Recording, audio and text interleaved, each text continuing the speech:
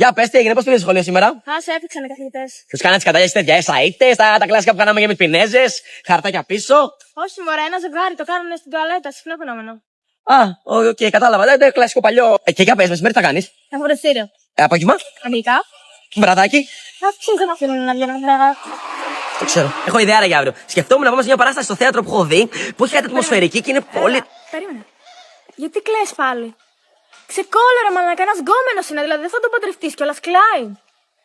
Έλα, σκλίνε, γεια. Έγινε κάτι. Μωρέ, η κολλητή μου έχει κολλήσει με έναν γκόμενο επειδή οδηγάει κρύπτον και σπρώχνει. Τι σπρώχνει, είναι παπαλαιστή, σε κάνει λιρονομαϊκή και τέτοια πάλι, Βέρι, δεν κατάλαβες. Βέρι, ναι, το πιάσα, ρε, Βέρι, οκ. Πες το κι εσύ έτσι τώρα, Βέρι. Άκουσες τι έσπασε ο Ιβάν.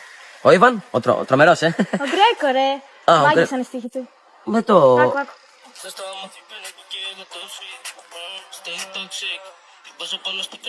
Εντάξει. Ζωγράψει. Εντάξει, δεν μπορώ να πω κάτι, είναι ζωγράψει άνθρωπο, φίλε. Και δεν μπορώ να το εκτιμήσω κιόλα όπω θα έπρεπε να το εκτιμήσω. Βιβάλτι τώρα και με τη Elvis Presley δεν του βλέπει καν, άστο.